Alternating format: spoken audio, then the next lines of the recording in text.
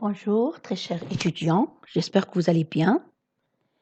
Dans cette vidéo, nous allons nous focaliser sur le métabolisme des lipides et plus exactement sur la digestion et l'absorption des lipides. Tout le monde sait que les lipides jouent un rôle indispensable dans le métabolisme et la structure de la cellule. Ces lipides sont consommés après les sucres au niveau de l'intestin. En moyenne, l'alimentation va nous ramener 80 grammes de lipides par jour. Ces lipides, on peut les retrouver dans les huiles, le beurre, le gras, quelques viandes, le poisson et le fromage. Donc les triglycérides forment presque la totalité de la ration alimentaire lipidique. Dans presque 85-95% des lipides sont des triglycérides.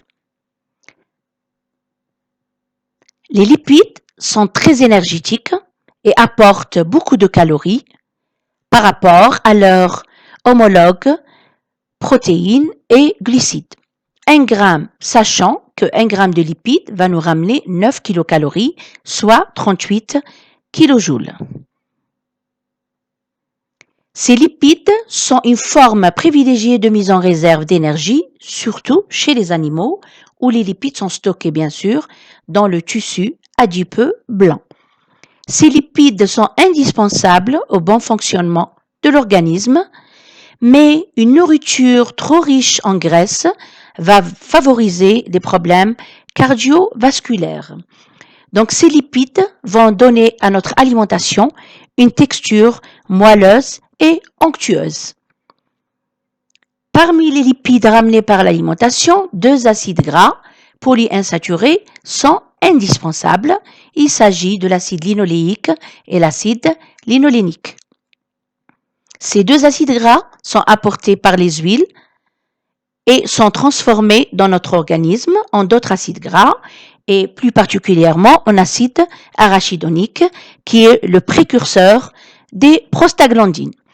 Ces acides gras polyinsaturés jouent notamment un rôle dans la constitution des membranes cellulaires, surtout l'acide linoléique, ce qui explique leur importance en phase de croissance en raison de la multiplication des cellules. Ces acides gras indispensables dans l'acide linolénique assurent une fonction essentielle pour la structure de la cellule nerveuse. Pour les triglycérides, la majeure partie de l'énergie calorique provient bien sûr des acides gras. Après dégradation, oxydation, le glycérol ne participe que pour 4% environ de l'énergie libérée.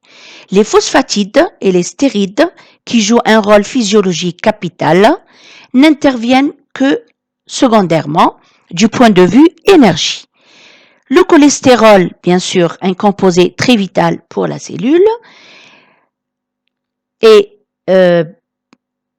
donc il va former les stérides, et l'acide arachidonique est également un précurseur des prostaglandines.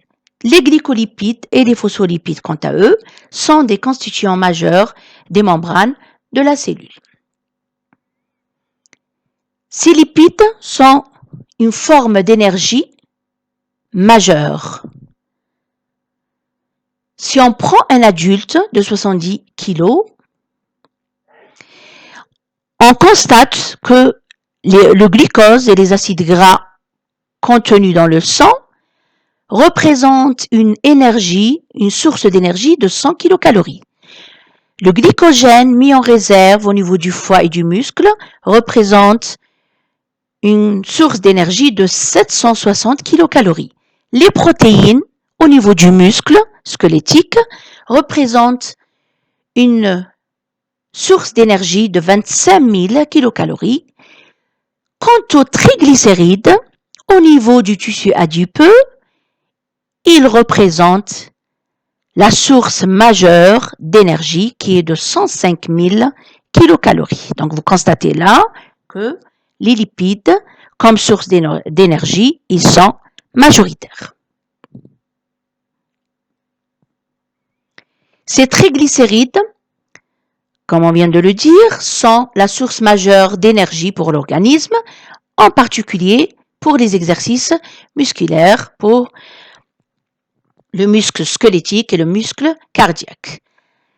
Donc, par rapport, comparé aux glucides, dont la possibilité de stockage est limitée, les triglycérides, quant à eux, en raison de leur insolubilité dans l'eau, peuvent être stockés en très grande quantité sans affecter l'équilibre osmotique.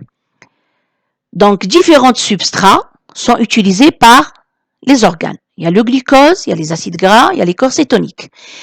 Donc, sachez que le cerveau, le globule rouge, les médulo-surrénales, la rétine sont appelés des organes glucodépendants. Donc, ils préfèrent travailler avec le glucose. Le cerveau, quant à lui, à défaut de glucose, il peut utiliser les corps cétoniques. Tandis que le foie, le muscle cardiaque et le muscle squelettique, ils peuvent utiliser les trois substrats, le glucose, en hypoglycémie, ils peuvent utiliser les acides gras et à défaut, ils peuvent aussi utiliser les corps cétoniques. Une vue d'ensemble du métabolisme des lipides.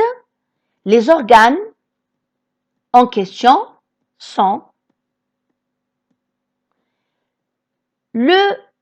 l'intestin où s'effectue la digestion et l'absorption, le foie où peut se faire la synthèse des acides gras et des triglycérides, c'est ce qu'on appelle la lipogénèse.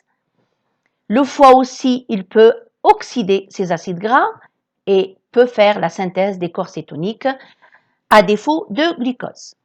Au niveau du tissu adipeux, bien sûr, c'est le stockage des triglycérides ramenés par l'alimentation ou synthétisés par le foie et libération des acides gras et du glycérol, c'est ce qu'on appelle lipolyse lors des besoins énergétiques.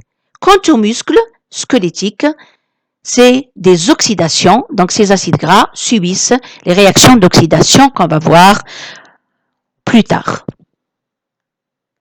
Donc, passons maintenant à la digestion et l'absorption des lipides ramenés par l'alimentation.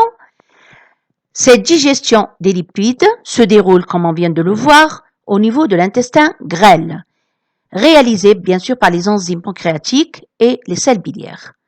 Ça concerne les lipides alimentaires qui sont, donc l'alimentation, elle va nous ramener des triglycérides en majorité, près de 98%, des phospholipides et du cholestérol.